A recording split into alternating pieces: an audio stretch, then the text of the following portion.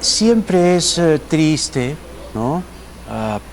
Ver a una persona en situación de carcelería, ¿no? Una situación sin libertad. Sí. Y el caso de Betsy Chávez ciertamente no es la excepción. Ella está pidiendo que se le revoque esta medida y ha argumentado respecto a los argumentos, vale la redundancia, o a los planteamientos, para decirlo más correctamente, de la Fiscalía en torno a que ella no intentó irse, ¿no?, a asilarse a la Embajada de México, que está el GPS como prueba, que quiere ver a su madre, en fin. Quizá, digo, solo quizá, esto pueda servirle a Betsy Chávez de una lección, ¿no? Después de que ella, cuando estuvo en el poder, gozó del poder, se caracterizaba por ser prepotente, ¿no?, altanera, y otras cosas más que ciertamente, u otros comportamientos más que ciertamente hoy no fueron ellos, fue todo lo contrario. Veamos. Una persona, soy una mujer que no llora fácilmente, y menos en una situación como la que estoy viviendo. Han pasado 2 meses, señor magistrado, y no tengo la oportunidad siquiera de poder ver a mi madre, porque toda mi familia es en Tacna. Cruz Roja Internacional ha traído a mi madre. La voy a poder ver después de 2 meses. Permítanme defenderme en libertad. Es lo que les pido. Permítanme hacerlo en libertad. Muchas gracias, señor magistrado. Hasta luego. Gracias, señora. Bueno, así son las cosas, ¿no? Ahora, esto lo tiene que resolver el Poder Judicial, ¿no? El Poder Judicial tiene que finalmente decidir en qué termina su situación. El proceso va a seguir y ella va a continuar enfrentando este proceso. El tema es si lo enfrenta en libertad o lo enfrenta aún con la prisión preventiva de, me parece que eran 30 meses o 18 meses, ahora les tengo el dato a la mano, pero era una prisión larga, ¿no?, la prisión preventiva. Se presentó finalmente, y aquí está en nuestras manos, la moción de censura contra el señor Alejandro Soto como presidente del Congreso. Y en ella se sintetizan, ¿no?, las razones por las que, de acuerdo a este grupo de congresistas, que según el congresista Roberto Sánchez se cuentan en 18 firmas digitales, hay otros datos que lo desmienten, pero la cosa no consigue el mínimo necesario, ¿no? El uso de facultades constitucionales de aprobación de una ley para beneficio propio con la finalidad de evadir el juzgamiento, ¿no? La famosa ley Soto. Y aquí el señor Soto incurrió en una flagrante mentira, ¿no? Él le dijo a Canal N, y está aquí en este documento: siempre voy a empezar diciendo que las medias verdades son peor que las mentiras, y esta ley, la ley 3175-1, la ley Soto, a la que hacen mención, dijo Soto a Canal N, a Omar Jordán, que supuestamente me beneficia, no me beneficia. Esa información es completamente falsa, dijo Soto en esa ocasión.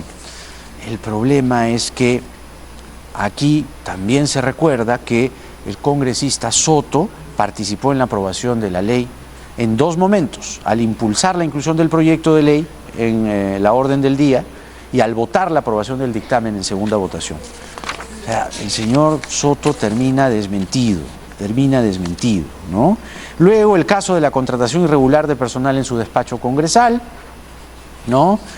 Que se refirió a la persona contratada, que es hermana de la madre de su hijo, ¿no? Que él tuvo una relación fugaz. Sí, pues no parece que eso ha sido así, ¿no? Y luego está el argumento referido a la construcción de un edificio sin respetar las prohibiciones y parámetros del ordenamiento urbano vigente, la reserva de fallo condenatorio por cobro de dietas por sesiones de consejo municipal a las que no asistió, financiamiento de publicidad en redes sociales por parte de trabajadores del congresista Alejandro Soto Reyes, publicación de Cuarto Poder sobre la falsificación de un contrato para favorecer a una empresa de transportes en Machu Picchu. Joyas, auténticas joyas que son los asuntos que el señor Soto va a tener que aclarar si es que esta moción corre la suerte que sus patrocinadores están esperando. Pero no es la única instancia que evalúa a Soto con rigor. La Fiscalía está haciendo lo suyo y también la Contraloría justamente está investigando la contratación de la trabajadora hermana de su pareja en el despacho del señor Soto. Para hablar de este y otros temas está con nosotros el excontralor de la República, Fuad Curi. Adelante. A ver, se ha instalado, dice el contralor Nelson Schack, una comisión que debe investigar la contratación de la hermana, de la pareja del señor Soto, que cuando le preguntan sobre la contratación, él dice que la pareja no era su pareja, sino era una relación fugaz y cosas por el estilo, pero cuando se confrontan los hechos, ¿no?, y las situaciones que comprometen o envuelven a ambas personas, resulta que no es pues una relación fugaz y hasta, digamos, se ve de muy mal gusto que se refiera de esa manera, ¿no?, a su pareja o a la persona con la que tiene un hijo. ¿A dónde puede llegar? ¿Cómo se conduce una investigación de esta magnitud en la Contraloría? Primero que nada, este es un momento no anecdótico, pero quizás histórico, porque normalmente la Contraloría no ha podido ingresar al Congreso porque no se lo permitían. El jefe de la Oficina de Control Institucional siempre era nombrado por la institución del Congreso. Recién hace unos meses le dieron con el señor Williams, aceptaron que la Contraloría presente una terna y ellos escogieran al jefe Lossi. Pero más allá de que el jefe Lossi siempre es seleccionado por el Congreso, lo que ha hecho el Contralor General ahora es iniciar una acción de control con un tema de nepotismo, lo cual estamos avanzando. Estamos avanzando en una institución en que nunca se dejó auditar. No lo veo convencido del todo. Lo que pasa es que estamos avanzando como que recién hemos puesto primera. En el Congreso Ajá. nunca se han dejado auditar. Ajá. O sea, no era posible auditarlos. Los escándalos dentro del Congreso siempre salían de adentro o de las denuncias internas. Acuérdense de las compras del año pasado, las alfombras y todo lo demás. Eso no lo detecta la Contraloría. Pero entonces está mal planteado el camino a través del nepotismo, ¿es lo que usted dice? No, está bien planteado. Lo que estoy diciendo es felicitar a la Contraloría porque ha ingresado al Congreso. Un hecho inédito. Es un hecho inédito. Ah. Eso y oportuno. Si bien el tema de nepotismo es uno de los delitos, digamos, muy desagradables, y aparte de la forma como se ha expresado el presidente del Congreso respecto a su pareja, más allá de eso, en el Congreso hay situaciones sumamente graves que deben de ser auditadas. Entonces, creo que es un momento en donde hay que prestar atención. Ahora, ¿y qué se puede conseguir? ¿O es que como no existen precedentes, esto se va a ir marcando en el camino? Porque esta comisión que debe investigar la contratación de la hermana de la madre del hijo de Soto, ¿cómo es que se tramita? Se inicia de oficio. Ya. De oficio. Y van a pedir la información. ¿Y la sanción puede ser? La sanción va a depender si hay un hallazgo relacionado con el supuesto delito. Porque acordémonos que en este caso específico, la persona que se supone que es su pariente, su cónyuge, él ha negado su relación. Sí. Entonces, no la tiene fácil la Contraloría para definir que hay un caso. Mejor dicho, hay un caso, pero si en la práctica no descubre una relación más que el dicho de, y me imagino que de repente que irá, o sea, va a ser clave lo que diga la señora a la hora que la entrevisten o la interroguen. Oh. Ella va a decir, no, si es mi pareja. Además estuvo en la juramentación, Sí, ¿no es cierto? sí. No, o sea, hay que observar este proceso. Yo creo que amerita. Pero digamos, Un momento histórico, digamos. es un momento histórico, Sí, caramba. sí, Ahora, si uno tiene la declaración de Soto, ¿no? Es una relación fugaz, ¿no? Por favor, ¿no? Pero luego hay saludos en redes sociales, ¿no?, en el que se expresa hacia Soto, la señora, no pues como una relación fugaz, ¿no? Tiene otro tipo de cariz, Ahí mensaje, viene la ¿no? intuición y el criterio del auditor Ajá. para identificar y apreciar si hubo o no hubo el caso de nepotismo, haber contratado a la hermana de la que se supone su cónyuge. Lo cual ahí sí estaría en problemas. Claro, claro. Y uno más, ¿no? A ver. Un problema más para el presidente del No, Congreso. claro, no. Sí, aquí hay 7 que se han resumido en la moción de censura que acabo de resumir. 7. Sí, te escuché. El vínculo sentimental que podría existir entre Soto y la señora, ¿a qué sanción lo expone? Una sanción administrativa, puede ser inhabilitado en la función, dependiendo, sabemos que los congresistas tienen antejuicio y todo lo demás, pero puede quedar un precedente a la hora que termine su estadía hasta el 2026. O sea, recién esperar. Sí. La señora se llama Lisbeth Peralta, no es un secreto, es madre del hijo de 11 meses, no, ya tiene un añito, Estuvo en el la Congreso criatura, claro. con el hijo. Sí. Claro, pero lo que dice Soto es, yo no estoy casado, o sea, ya ha ido reculando, ¿no? A ver, y él dice que como no está casado no le pasa nada. Para la ley, la persona que convive con él, que tiene una relación, tiene derechos legales y por lo tanto es su pareja. O sea, la ley no distingue entre si te has casado por civil, religioso, convives con ella y tienes 5 hijos. Es lo mismo, los mismos derechos, lo cual me parece perfecto. Pero por eso te digo, la declaración de la señora va a ser muy importante. Si tengo una relación, no tengo una relación, y ahí se puede complicar el tema. Pero bueno, en fin, vamos a ver. Porque él dice, no es mi cuñada porque no estoy casado ni es mi conviviente, así que no molesten. Para los ojos de la ley, no. Para se los equivoca. ojos de la ley. Claro. Si es su cuñada. Claro, Si es su cuñada. claro. O sea, ¿de dónde sale la palabra cuñada? Que es la hermana de la persona con quien uno tiene convivencia, que es casado. Sí, sí. Hermano. Entonces, dice usted que recién la sanción se haría efectiva después de culminado su periodo congresal. Si le encuentran un delito, dependiendo si es un delito penal o es un delito o una falta administrativa, se va a ejecutar una vez que ya no tengan la prerrogativa constitucional.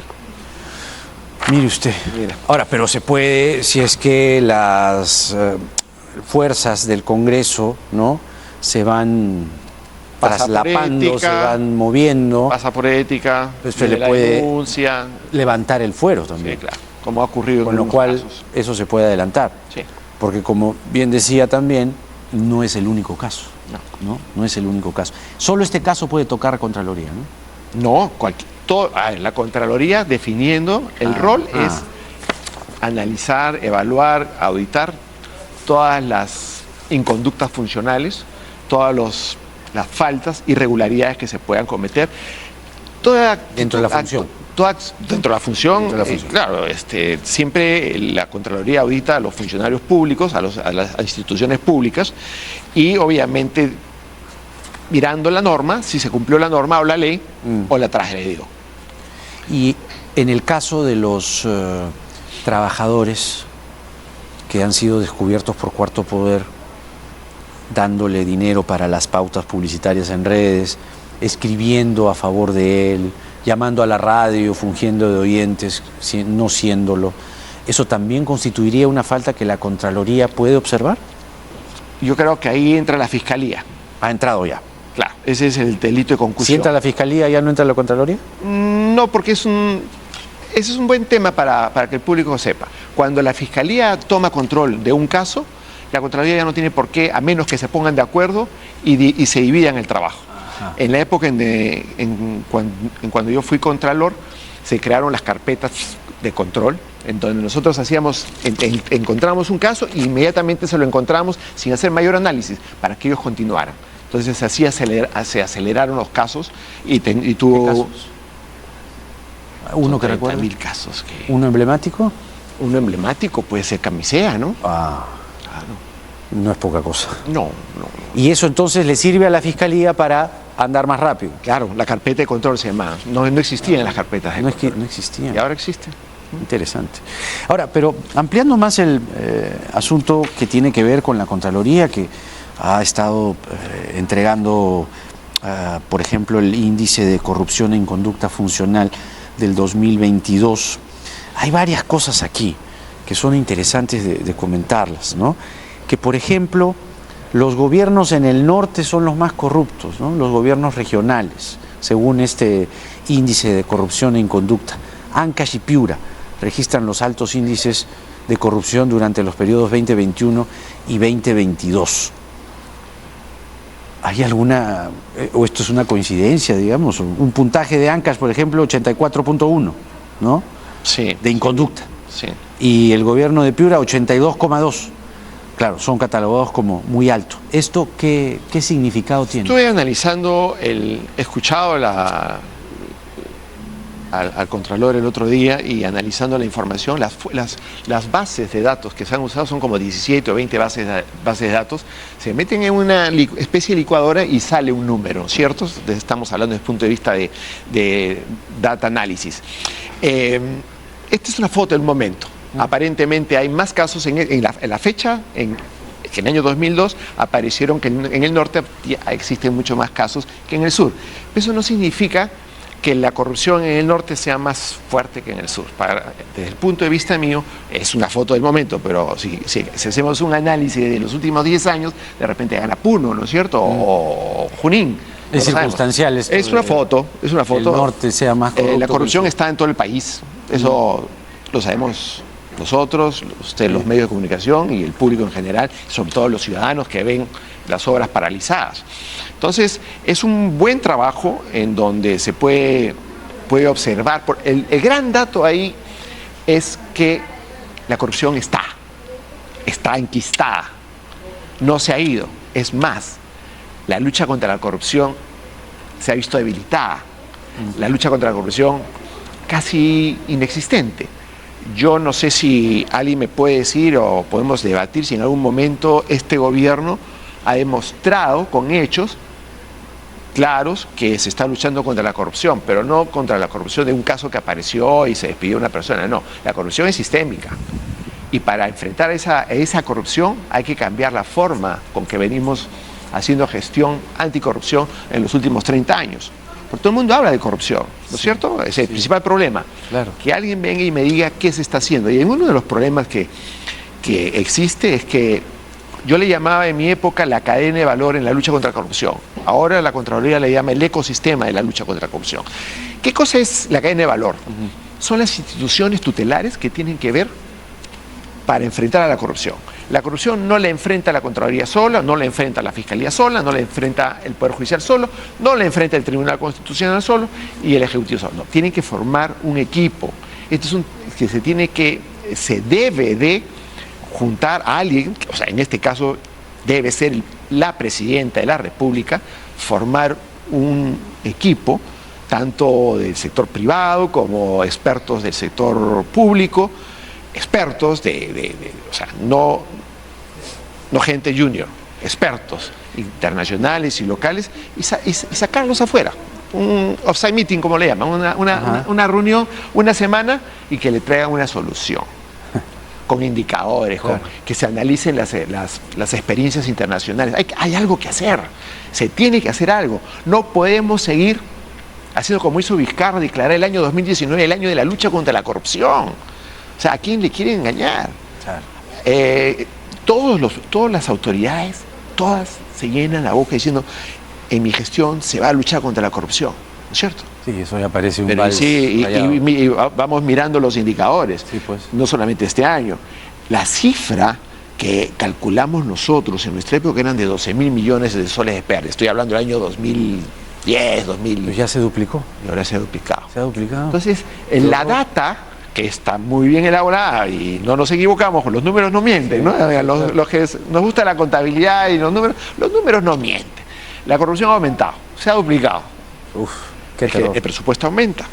Y ya vimos los casos del Ministerio de Vivienda, en la época del señor Castillo.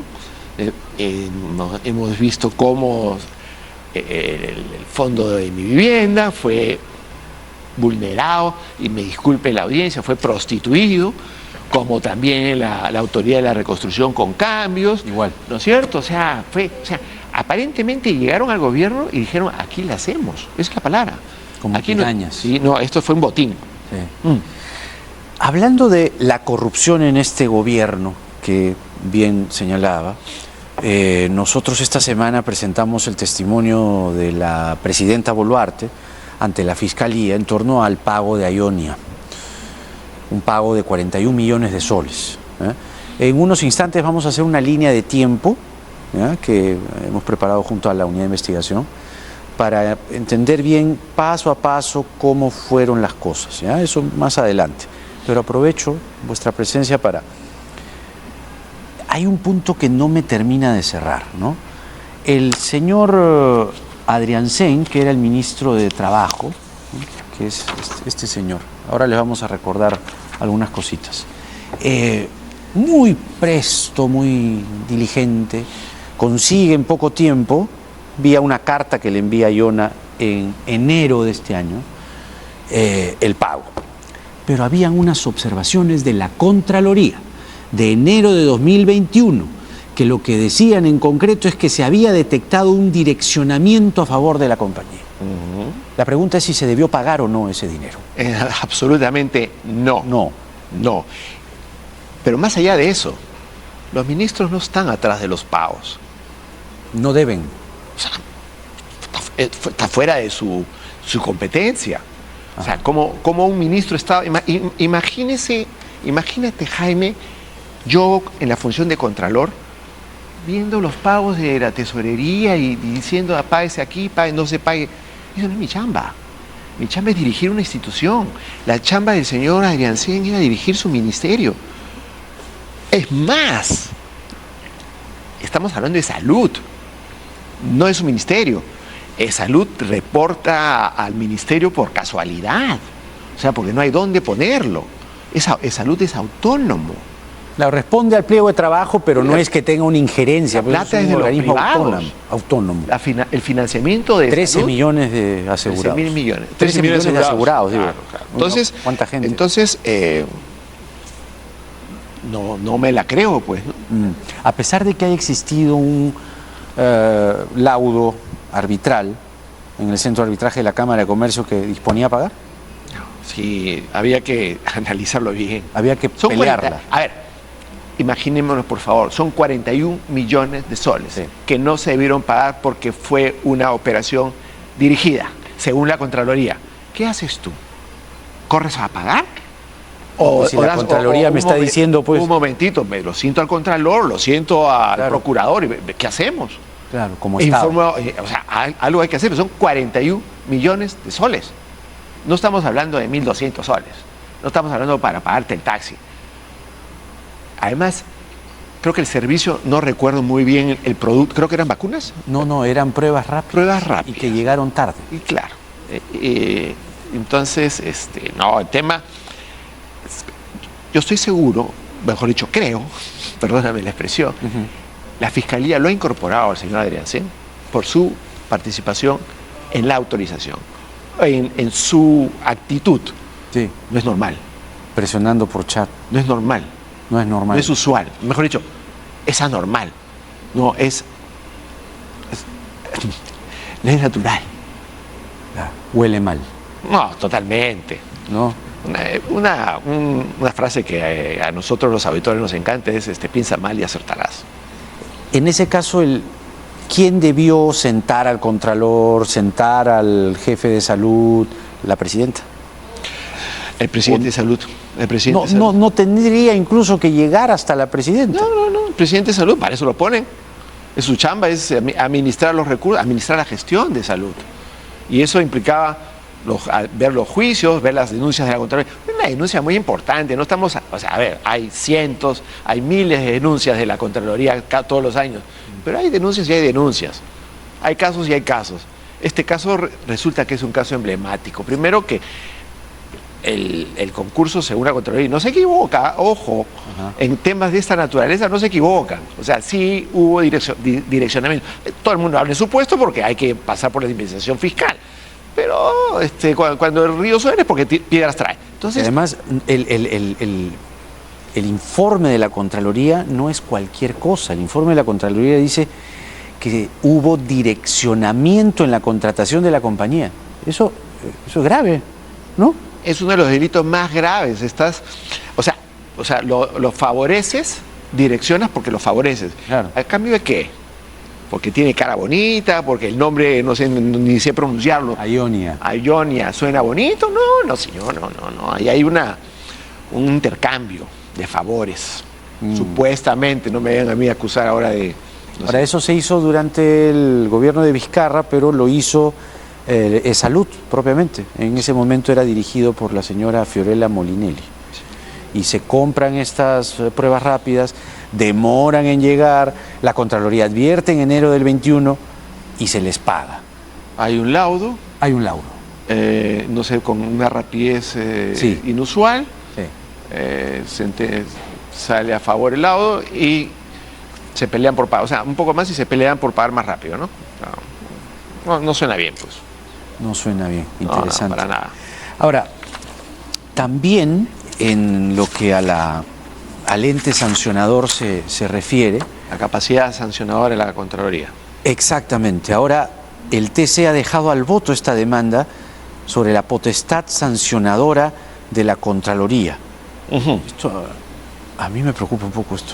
¿Por qué está en entredicho la potestad sancionadora de la Contraloría? La potestad sancionadora de la Contraloría se logró con sangre, sudor y lágrimas en el año 2010, estudiando la norma, haciéndola aprobar por el Congreso y por la Presidencia de la República, porque es una ley, la 29622, año noviembre del 2010. Y en el año 2019, después de 9 años de que esta capacidad, que es copiada, entre comillas, de otras instituciones internacionales donde las Contralorías pueden hasta multar, hasta embargar. Y es más, la Contraloría logramos tener la capacidad de embargar cuentas en algún momento. Y de pronto los argumentos de que la Contraloría actuaba como juez y parte, sí. La Contraloría tenía las sanciones eran muy genéricas, no estaban bien tipificadas y sí, no, que esa demanda la interpone el Colegio de Abogados de Arequipa, sí. Y la compra, la admite el Tribunal Constitucional y le quitan la capacidad sancionadora en el 2019 a la Contraloría General de la República. No va. Hubieron una serie de problemas. Entonces, la Contraloría corre con el Congreso del 2021, porque había que tipificar, tenía que ser una ley la que establezca la sanción, los tipos de infracciones. Entonces, la Contraloría logra que se aprobara por el Congreso la ley 31288 el 16 de julio del 21, por insistencia, porque el Ejecutivo no la aprobó. ¿Sabes lo que pasó, Jaime? 10 días después, el presidente Sagasti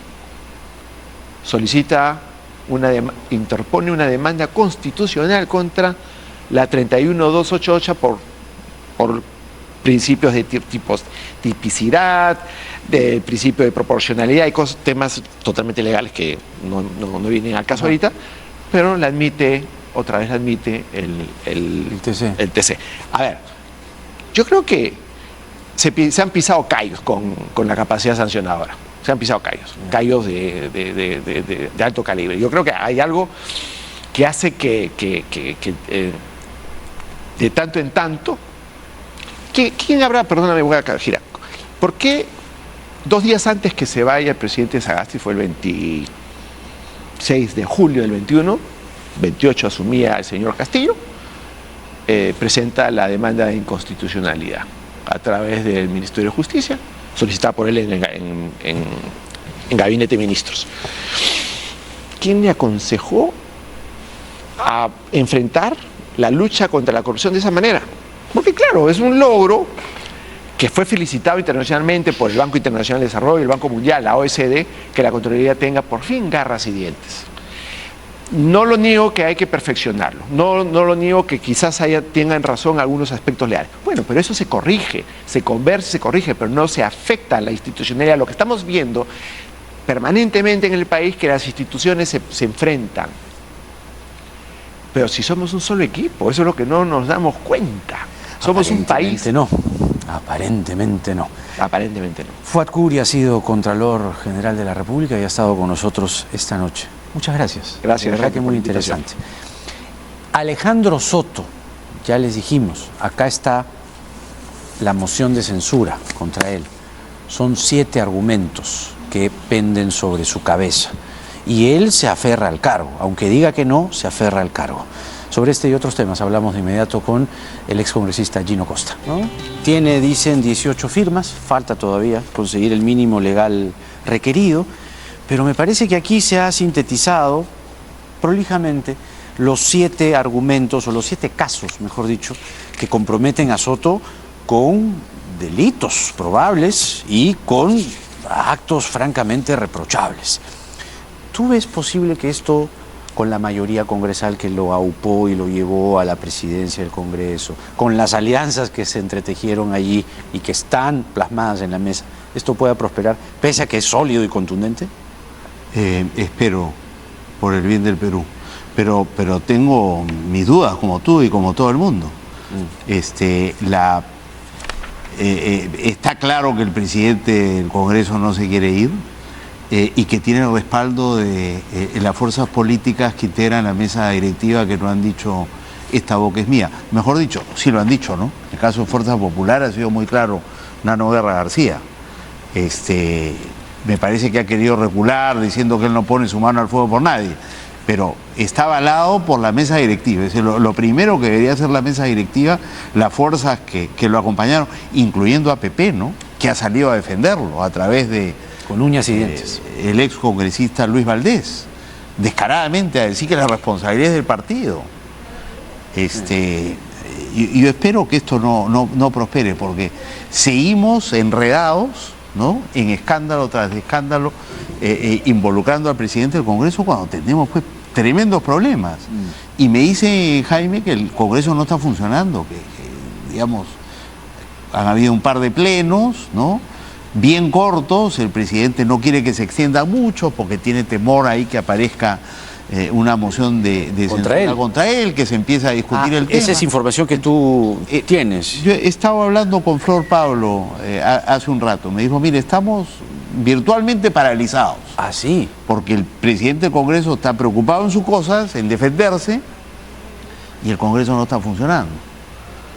Y yo no sé si eso es malo, de repente que no funcione el Congreso un tiempo no nos hace tan mal a los ciudadanos. En cuanto a sus decisiones, ¿no?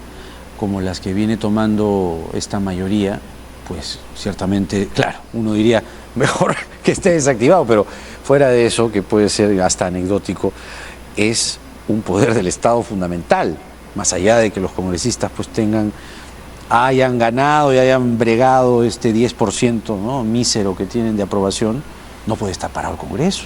No, es un espectáculo vergonzoso que se suma, ¿no? A los que ya conocíamos, los mochasueldos. Felizmente la justicia se ha pronunciado finalmente después de 10 años sobre el caso de Urtecho. ¿Tú crees que esto señalando que estamos ante un delito grave, 22 años de cárcel?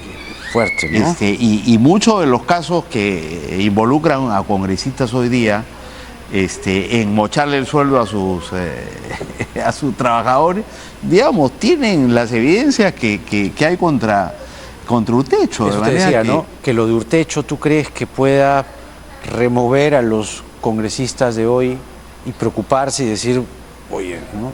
Cuidado, tranquilos, la Comisión de Ética curarse en salud, comenzar a procesarlos realmente? ¿O?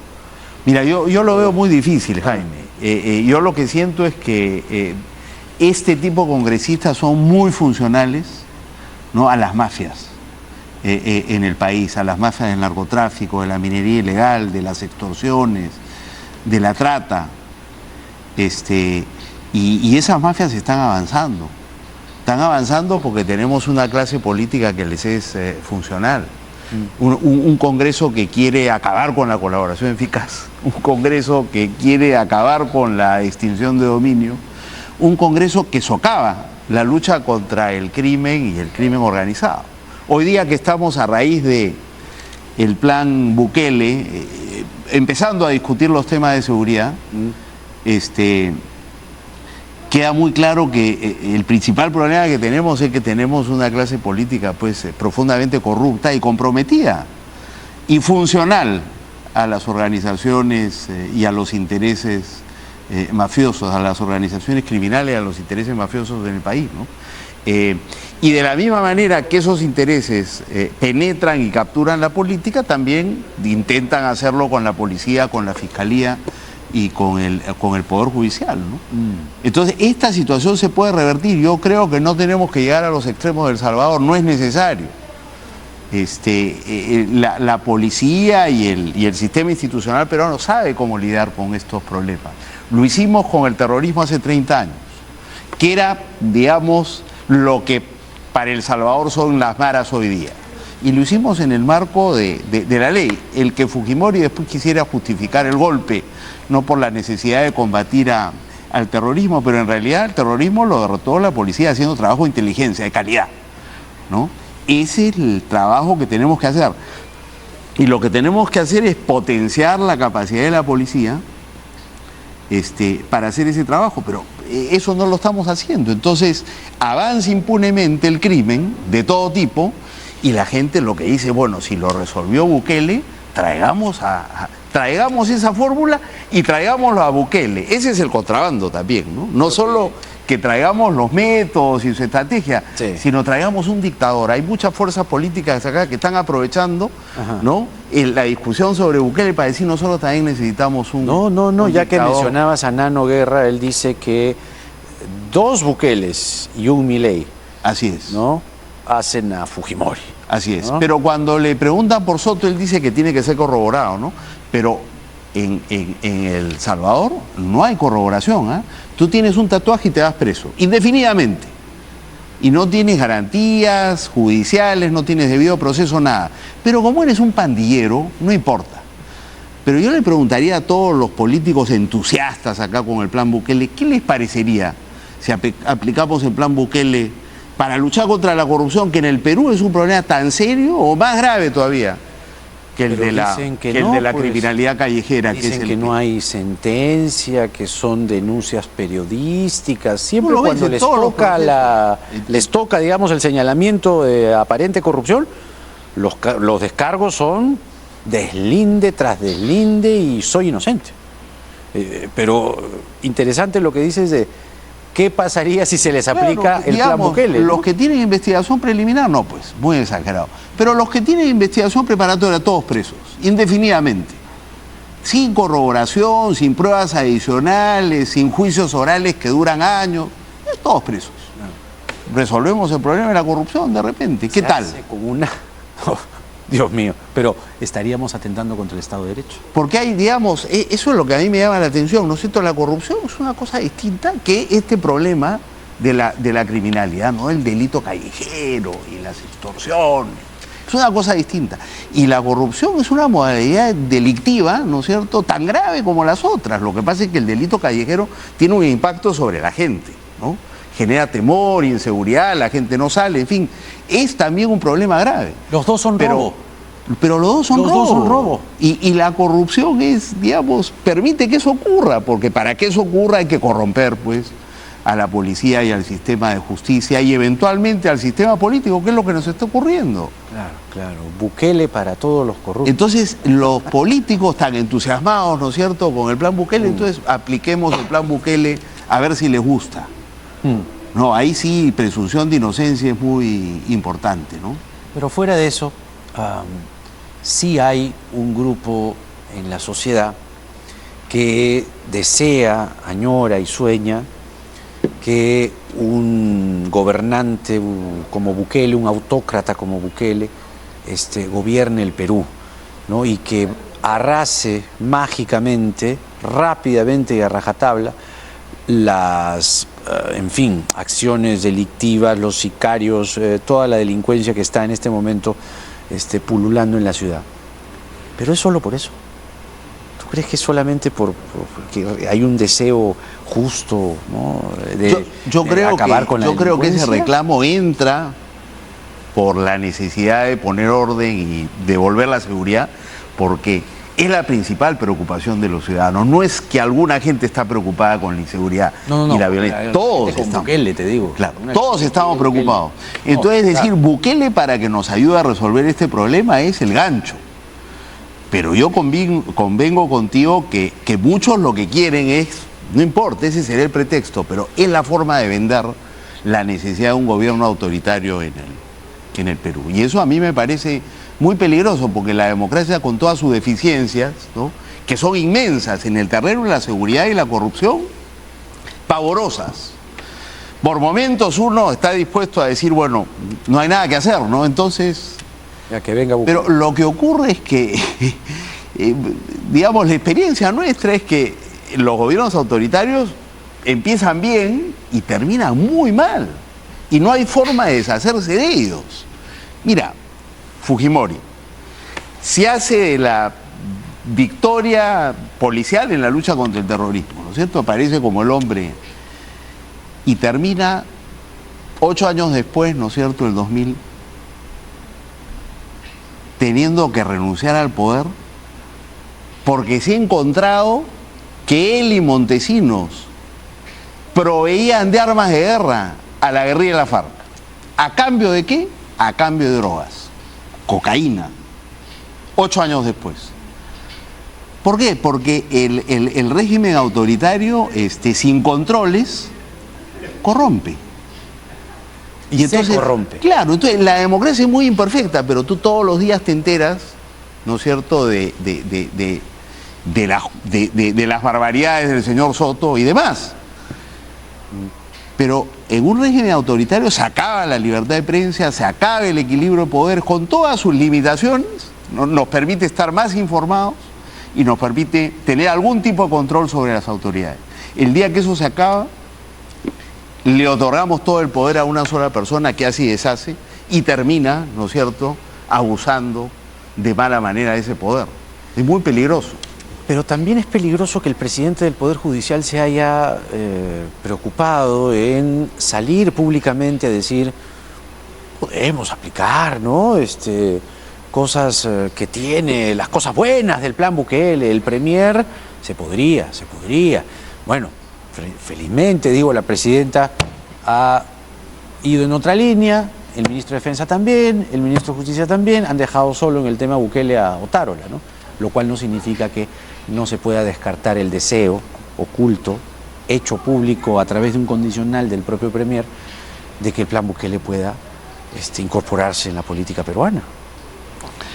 Del Premier no me llama la atención, ¿ah?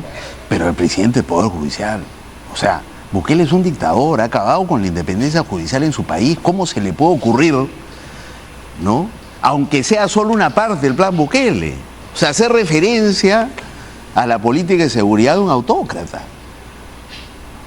Cuando allá el Tribunal Supremo ha sido guillotinado, cortado, cercenado por Bukele. Al señor Bukele, igual que la Fiscalía, igual que el Congreso, la libertad de prensa acorralada, el mejor periódico, digamos, virtual de Centroamérica es salvadoreño. Todos los periodistas tienen que despachar desde San José, Costa Rica, no pueden vivir en El Salvador. Claro.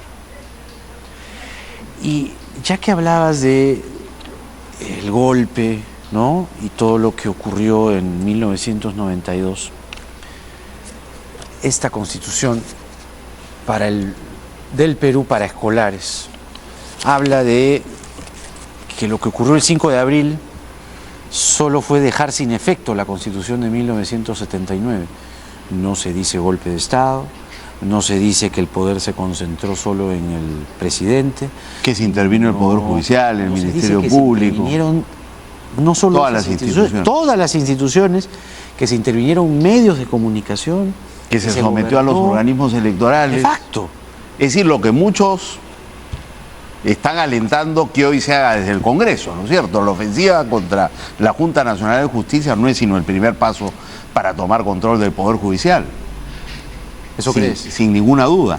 Entonces hace muy mal, ¿no es cierto?, esa falta de memoria histórica y va en consonancia con quienes hoy quieren reeditar de alguna manera la experiencia de Alberto Fujimori desde el Poder Ejecutivo. Hoy día, ¿no es cierto?, la iniciativa la tiene el Poder Legislativo, pero la lógica es la misma. Vaciar de contenido a los órganos de control y concentrar el poder en un solo, en el legislativo en este caso. Pero estos textos, digamos, más allá de que se le ha echado mucho entusiasmo, ¿no? Tiene un fin de poder ilustrar, entre comillas, a los niños, a las niñas, ¿no? A quienes no vivieron esa época. Está, bueno, con esta observación que hemos hecho ahora, y también cuando se habla de Abimael Guzmán, vuelven a decir que se dejó sin efecto la Constitución del 79 y se permitió con la Constitución de 1993 y su promulgación que se reconstruyera la economía del país y se restituyera la paz en todo el territorio nacional. La Constitución lo hizo, solita. Esto es lo que alguien que no ha estado, alguien que no lo vio, dice, wow, qué maravilla de Constitución, es magia pura, ¿no? Copperfield, ¿no? ¿Qué es esto? Es un texto sagrado. Pero se omite decir que hubo Hein, que hubo Dircote, que hubo una inteligencia que siguió a Guzmán por años, que Fujimori estaba pescando en la selva cuando cayó Guzmán. Una serie de cosas que, no sé, ¿tú has visto esto? ¿Lo has podido? Sí, lo he visto, sí lo he visto. ¿Qué se quiere aquí? ¿Reescribir la historia? Sí, no, sin duda, eso. Y están utilizando el poder que tienen para hacerlo, por supuesto, ¿no? Es tremendo, es tremendo. Lo que mencionabas, va a estar Beatriz Ramírez, que es una muy prolija, aguda constitucionalista, pero no quiero dejar pasar el tema contigo. IDL Reporteros publica, ¿no?, el anticipo de lo que sería una sanción para Patricia Benavides, la fiscal de la Nación. Esto, digamos, ha generado ya un segundo nivel de colisión entre la fiscal de la Nación, o la Fiscalía de la Nación, y la Junta Nacional de Justicia. Tú decías que es el primer paso. ¿El primer paso para qué? El primer paso para acabar con la independencia judicial. El primero no, porque, digamos, el primer paso fue la destitución por el Congreso de Soraya Ábalos, absolutamente arbitraria, ¿no? Porque fue un mensaje a jueces y fiscales que, si no están alineados con el Congreso, pueden perder el cargo, ¿no? Y lo mismo están tratando de hacer con el presidente del Jurado Nacional de Elecciones, que es otro mensaje al sistema. Bueno, pero él ha ido hasta la Corte Interamericana. Electoral, ha ido a la Corte Interamericana y a la Corte le ha dado garantías adicionales, pero el hostigamiento sigue. Y están decididos, Jaime, a que quede claro, ¿no?, que es el Congreso el que tiene la última palabra en esto. Y lo mismo está ocurriendo con la Junta Nacional de Justicia. Es gravísimo, ¿no? Porque la Junta Nacional de Justicia, he leído en Hildebrand en sus 13 hoy día, ha recibido 91 expedientes remitidos por las procuradurías especializadas en tráfico ilícito de drogas, terrorismo y lavado, que dan cuenta de procesos judiciales en los cuales interviene la señora Emma Benavides, hermana de la fiscal de la Nación, como jueza de una corte superior. Y son 91 casos en los cuales la sala se pronuncia en contra de la responsabilidad penal de narcotraficantes, terroristas y lavadores. Y todos esos casos suben a la Suprema en apelación del Ministerio Público y la Suprema en la mayoría de los casos los revoca. O sea que son una evidencia de que el caso, digamos, en el que estaba involucrado, en el caso que investigaba la señora Betsabe Revilla, ¿no?, Sí. que fue removida. Sí. El fiscal que la reemplaza archiva la investigación contra Emma Benavides. Bueno, lo que estos expedientes demuestran es que esta conducta sospechosa, o más bien abiertamente delictiva de la señora Benavides, de dejar libres a procesados por delitos graves como narcotráfico, terrorismo y lavado, era una conducta en ella y en la sala que ella integraba bastante extendida. De manera que el caso de ella es muy grave. Lo que está pretendiendo ahora la fiscal de la Nación frente a la investigación de la Junta Nacional de Justicia es que la salve el Tribunal Constitucional, ¿no? ¿Y cómo la ves? Y esperemos que eso no ocurra, porque ya eso sería... Hay una corriente, digamos... Ya eso sería el colmo, ¿no? Que se inclina, digamos... Eso sería el colmo. Lado, ¿no? Digamos que a recortar las atribuciones constitucionales de la Junta Nacional de Justicia. ¿Eso es inconstitucional? Pero ¿O no? claro, porque las funciones de la Junta Están escritas... están en la Constitución. Por supuesto. Y son amplias, Claro.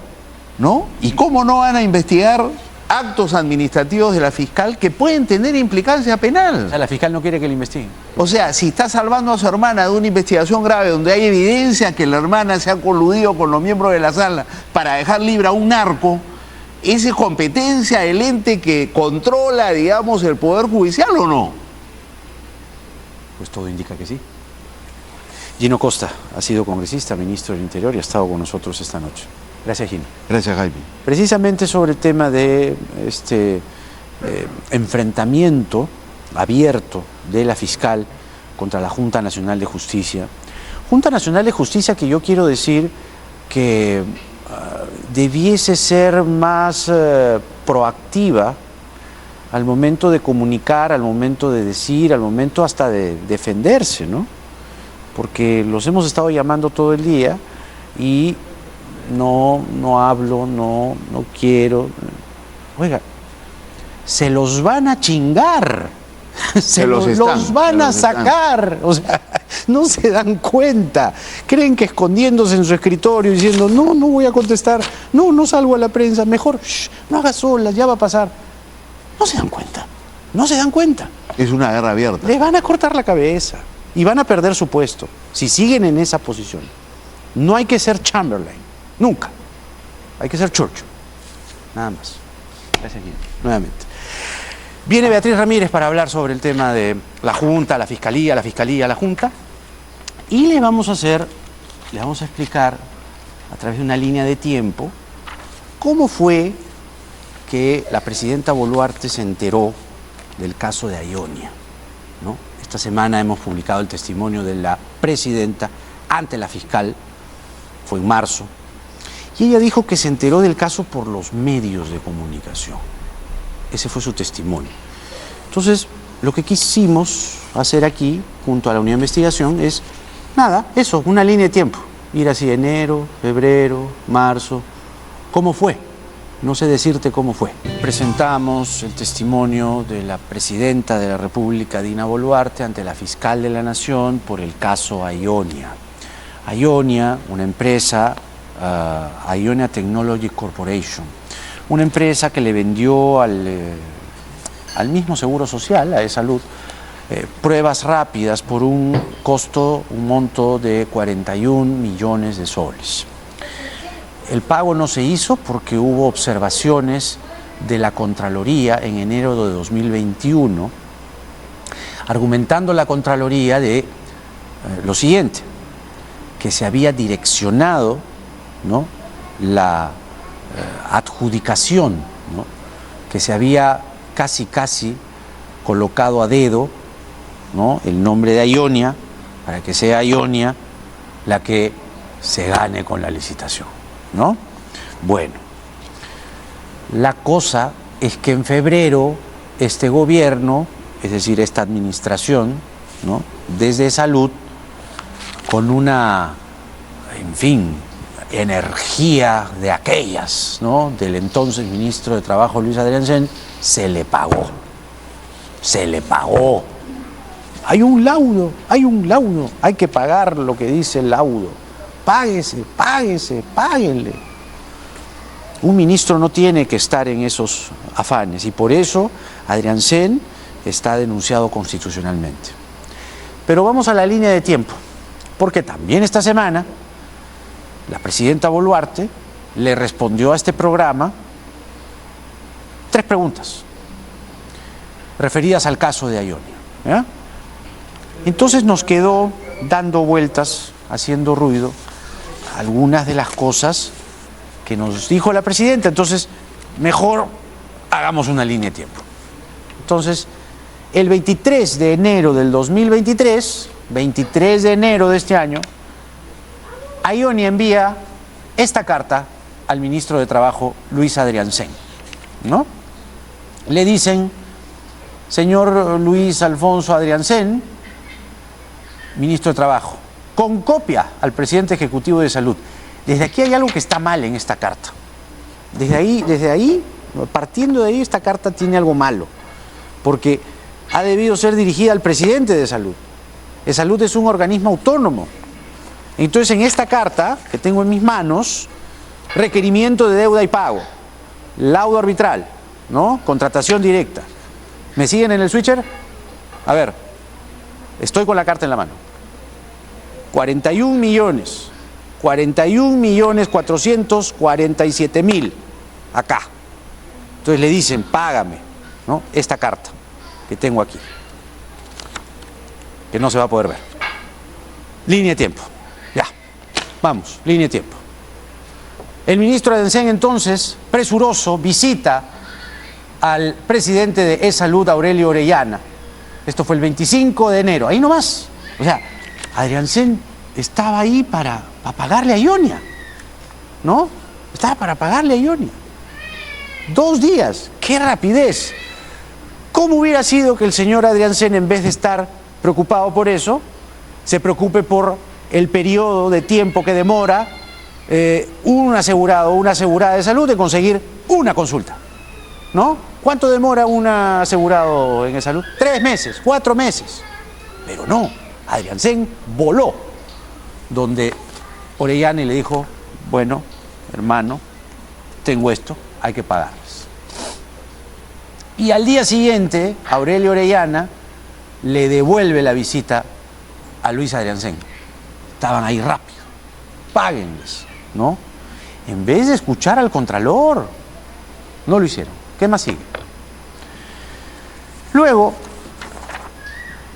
el 3 de febrero de este año, todo este año, el presidente de Salud, Aurelio Orellana, autoriza el pago a Ionia, según el exfuncionario de Salud, Publio Román. Miren cuántos días. Todo, pero rapidito, rapidito, ¿ya? ¿Qué más? Luego, después de autorizarse el pago, se ejecuta el pago. Listo.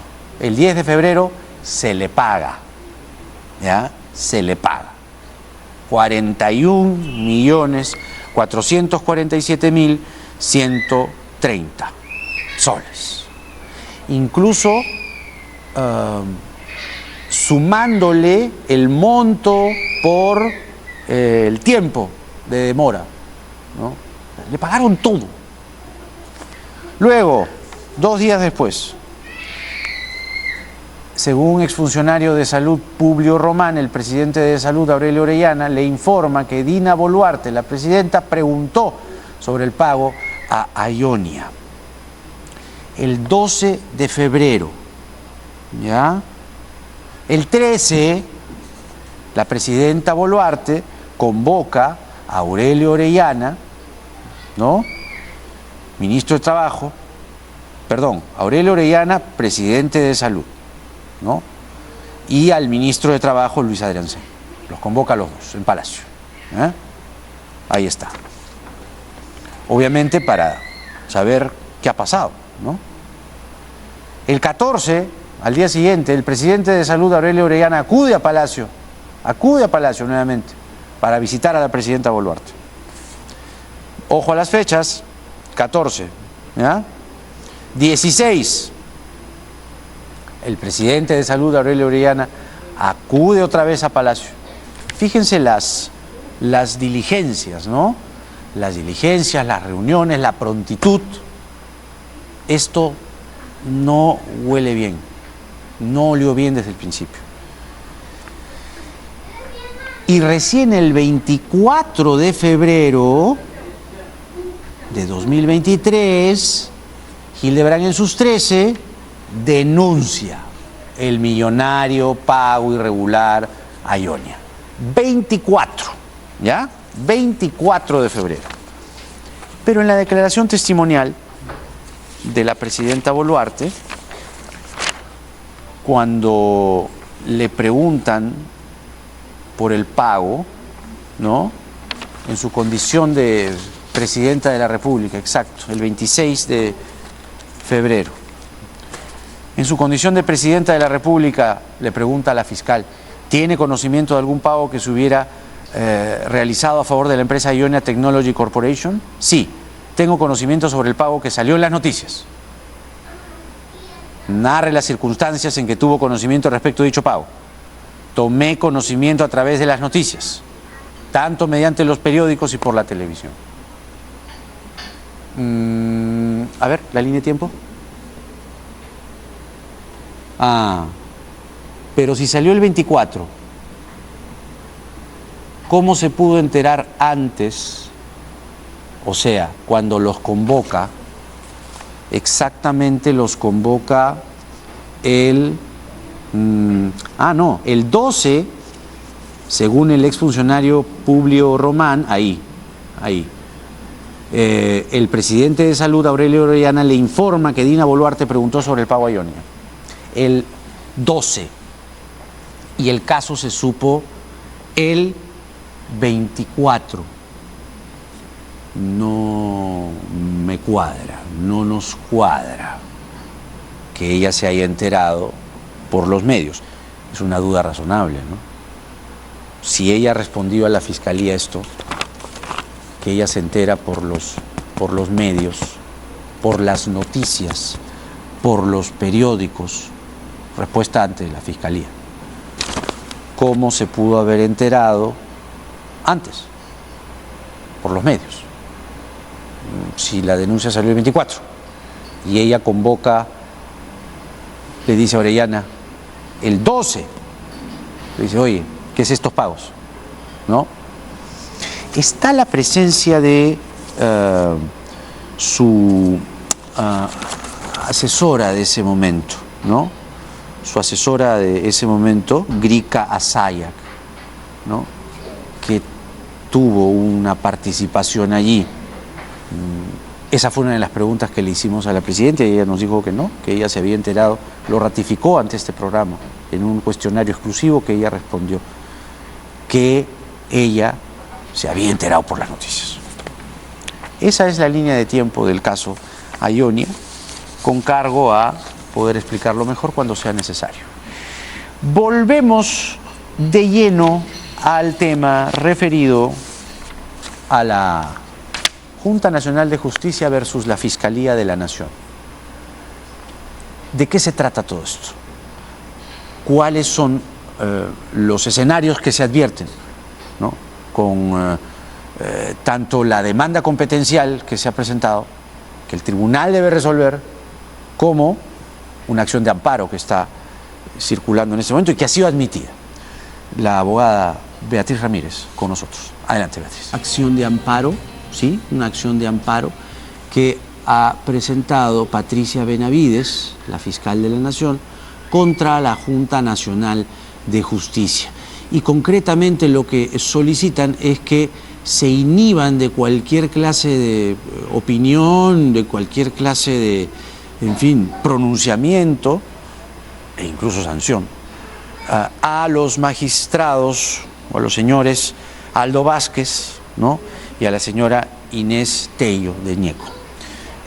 ¿Cuál es el escenario que adviertes aquí? En primer lugar, ¿es posible esto, que dos magistrados se inhiban, que sean, digamos, tachados respecto a un caso? Buenas noches, Jaime. Quizás para toda la ciudadanía lo que es importante primero es recordar por qué estamos metidos en este entuerto y por qué a algunas abogadas y abogados nos parece tan escandaloso esto que del amparo, que el proceso competencial, por qué, digamos, nos debería traer a la ciudadanía alarma esto.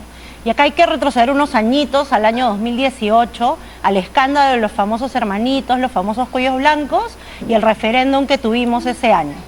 ¿Por qué? Porque ese año se creó la Junta Nacional de Justicia. Entonces, lo que en verdad estamos hoy día, digamos, poniendo en juego es si esa Junta Nacional de Justicia que se creó cuando cayeron estos hermanitos, cuando cayeron estos cuellos blancos, cuando cayó este famoso Consejo Nacional de la Magistratura muy podrido que se encargaba de vigilar fiscales y jueces. Los hermanitos. Esto nuevo que creamos, con un montón de facultades, digamos, muchos dientes y uñas para cazar fiscales, jueces y juezas que eventualmente pudieran caer en inconductas, si esas uñas y dientes que le creamos a este nuevo sistema deben permanecer.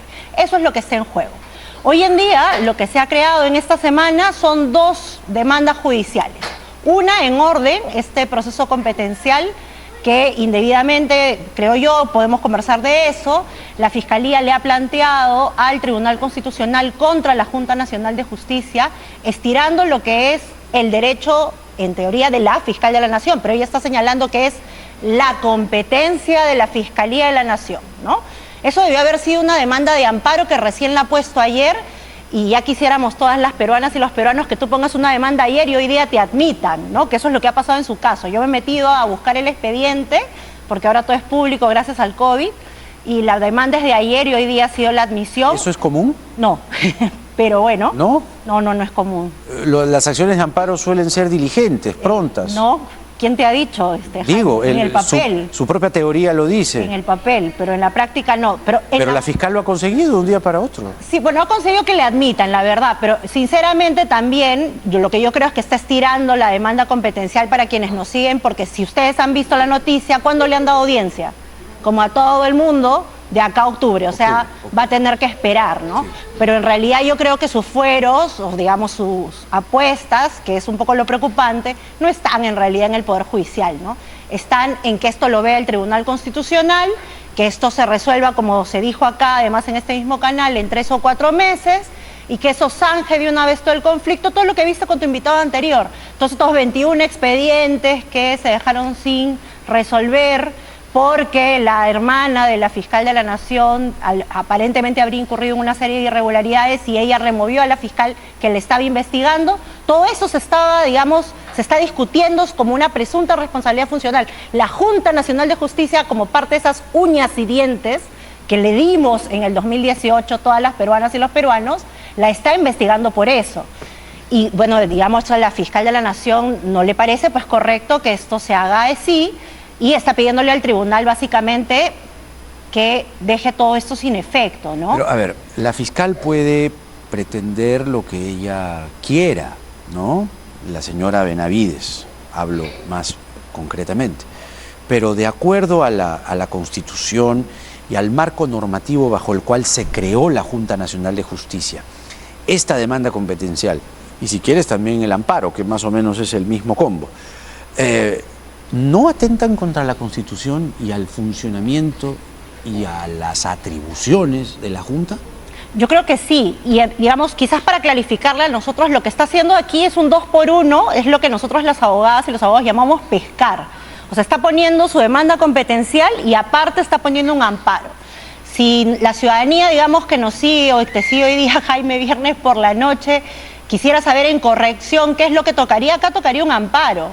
Pero claro, un amparo, ¿cuándo te resuelven? Te dan audiencia para octubre, lo ve el Poder Judicial, te ve tarde, mal y nunca, y entonces, ¿qué está haciendo la Fiscal de la Nación? Le está sacando la vuelta a eso, y con el apoyo de la Junta de Fiscales, lamentablemente, ha interpuesto un proceso competencial que se resolverá más bien rápido en una composición de Tribunal Constitucional mayoritaria, que muchas y muchos cuestionan como independiente, ¿no? Claro. En el Poder Judicial tú estás a la suerte de la jueza o el juez que te toque, entonces tienes cierta garantía de imparcialidad, pero el Tribunal Constitucional actual, con la designación que ha tenido por este Congreso y con los fallos que ha tenido, y que tú ya has venido comentando los meses previos, más o menos podrías intuir que podría tener cierta predilección, no solo a darle la razón, sino inclusive a darle una medida cautelar, que es que pare los procedimientos que ahorita están avanzando en su contra a favor, digamos, de la Junta Nacional de Justicia, es decir, digamos, más bien en contra de la Junta a favor de sus intereses, ¿no?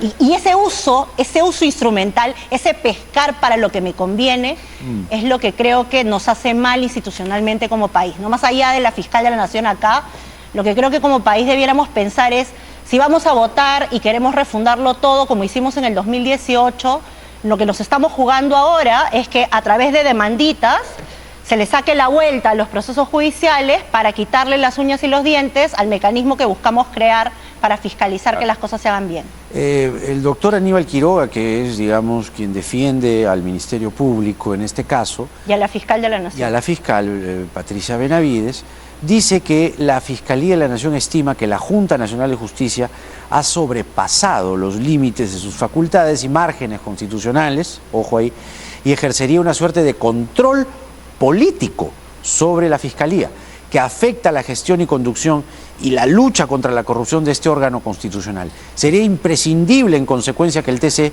dirima y determine las competencias de cada quien, ¿no? Esto es lo que, vamos, sustenta la defensa. ¿Algún asidero en este argumento? O que Yo plantearía para que la ciudadanía evalúe. Recordemos por qué sacamos a los cuellos blancos, ¿ya? Porque la demanda plantea esta división. Dice, las fiscales y los fiscales hacen dos cosas: administrar su despacho, y eso no lo puede ver la Junta Nacional de Justicia, y resolver casos. Eso es lo único que puede ver la Junta Nacional de Justicia.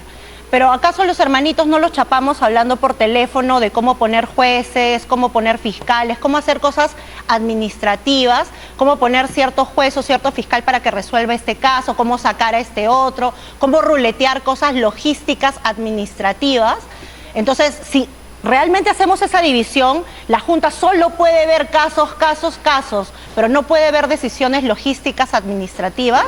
Entonces, démosle la bienvenida a Walter Ríos, démosles la bienvenida a Cesarino Stroza, démosles la bienvenida a todas las personas que en el 2018 les cobramos responsabilidad por actos que consideramos todas y todos los peruanos, mayoritariamente en todo caso, que eran inconductas funcionales, aunque no alteraron casos, pero en su procedimiento administrativo no actuaron con corrección. Entonces, esta división que plantea la demanda y que digamos, apoya el colega, el doctor Quiroga, yo creo que es falaz, porque justamente fuimos a votar para refundar el sistema de justicia porque los ampallamos haciendo prebendas administrativas. Justamente, no fue que los ampallamos cobrando para arreglar casos solamente, los agarramos con: nómbrate acá, yo te voy a ascender acá, te voy a mover a ti, te voy a dar la plaza por acá. Es decir, tú no puedes hacer administrativamente lo que te da la gana. En la función pública, las y los servidores públicos no son reyes y reinas. Entonces hay correcciones que hay que tener. Entonces la Junta Nacional de Justicia hizo bien en sancionar a las hermanitas y a los hermanitos. ¿Por qué no estaría bien, en todo caso, que se investigue si es que ha habido una incorrección? ¿Por qué arañarse por la investigación de una incorrección? Quien no la debe no la teme, decía una frase famosa de nuestros tiempos antiguos. Así es. Beatriz Ramírez es abogada constitucionalista y ha estado con nosotros esta noche para tratar este tema que puede ser complejo, puede sonar, ¿no?, lejano, distante, pero en realidad está más cerca de nosotros de lo que uno se puede imaginar. Es la fiscal de la Nación y la Junta Nacional de Justicia, que se encarga no solo de elegir a los magistrados de la Fiscalía, del Poder Judicial, sino que los evalúa y los sanciona eventualmente. Y lo que se prepara en la Junta, esto se filtró a través de IDL Reporteros, es que se prevé una sanción contra la fiscal actual. Gracias, Beatriz, por estar aquí. Gracias por la invitación. Vamos a hacer la pausa y regresamos con la ex ministra de Educación, Marilú Martens, a propósito de esta triste y a su vez indignante noticia de una ex asesora de Susel Paredes, ¿no?, denunciada por abuso sexual y que ha recibido una condena. Pero es que a partir de ahí uno debe insistir, y eso nos parece una prédica de este programa, en, primero, que la violación de menores en el Perú es el segundo delito con más presos aquí. Y la educación con equidad de género, por ejemplo, que ahora, ¿no?, están en una campaña brutal contra la ministra de la Mujer, ¿no?, porque según algunos pierden tiempo cuando lo que necesita el país es precisamente educarse en este tipo de cosas. Este mes se supo que la clasificación de delitos en el Perú, fíjese, robo agravado es el primer delito, ¿no?, el más recurrente, robo agravado, ¿no? Digamos, podríamos decir, es un país con muchos ladrones, ¿no? Pero inmediatamente después el segundo delito es violación sexual de menores de edad. Entonces, en el contexto de esta condena a la ex asesora de Susel Paredes, vamos a hablar de este y otros temas con la ex ministra de Educación, Marilu Martens, que está con nosotros. Marilu, ¿cómo te va? Hola, Jaime. Yo quería engarzar esto, que es francamente alarmante, porque está por encima del tráfico de drogas, imagínate, la violación a menores. No solo con la noticia repudiable, esta ex asesora de Susel Paredes, sino con educar a los niños y a las niñas con enfoque de género, ¿no? Que es fundamental. Le están haciendo una campaña horrible a la ministra de la Mujer, porque ¿cómo se le ocurre, ¿no? Darles charlas a los funcionarios públicos sobre un tema como el género, ¿no? Y además que la plata, y en fin, empiezan a verle hasta el fustán. ¿Qué explicación le encuentras tú a esto como educador? Bueno, lo que acabas de decir es simplemente evidencia, ¿no? Fehaciente, concreta, de que necesitamos educar a nuestras niñas y niños en educación sexual integral, ¿no? Que es parte del enfoque de género, ¿no? Y que la educación sexual integral es un derecho, ¿no? Y le da a los niños, las niñas, niños y jóvenes, las herramientas de protección, de afirmación de valores, de aprendizajes, de conocimientos que les permite tener una vida protegida, una vida saludable, de manera que crezcan, ¿no? En espacios seguros, en espacios inclusivos, que les permita aportar, primero desarrollar ellos mismos, aportar a sus familias, a sus comunidades, ¿no? Entonces, es evidencia, Jaime, y cuando yo escuchaba o escucho oposición a las cosas buenas que está haciendo el Ministerio de la Mujer, ¿no? Veo que todos estos son basados, todas estas personas que se oponen, se basan en mitos, en percepciones erróneas, sin ningún sustento científico de la necesidad de implementar la educación sexual integral en las escuelas, ¿no?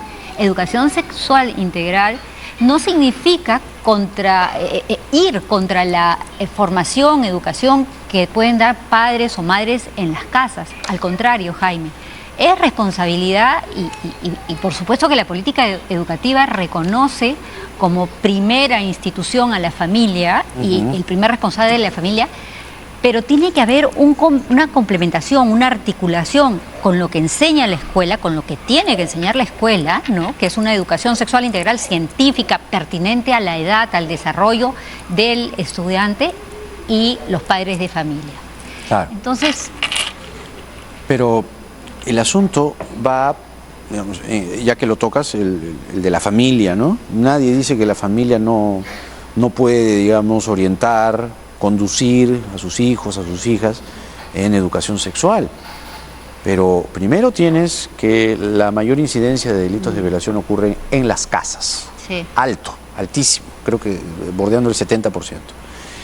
Y punto número 2, tienes a quienes son más radicales y que confunden maliciosamente la educación con igualdad de género, llamándola ideología de género. Sostienen que esta sexualiza a los niños, ¿no? Sí, sí, y parece ser un argumento que ha calado en la gente, ¿no? Y es todo lo contrario, ¿no? Todo lo contrario.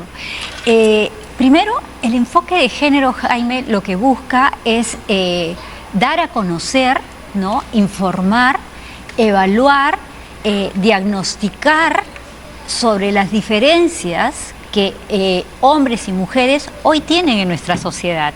La inequidad y desigualdad entre hombres y mujeres es evidente, y esa evidencia en números lo podemos ver en encuestas de INEI, los podemos ver en todas las encuestas del Ministerio de Educación, del Ministerio de Trabajo que existen, ¿no? Entonces el enfoque de género busca que una vez que esto se conozca, se evidencie, ¿no? Se desnormalice, porque además está normalizado, busca crear instrumentos positivos, ¿no? Políticas públicas, leyes, normas, que igual en la cancha para hombres y mujeres.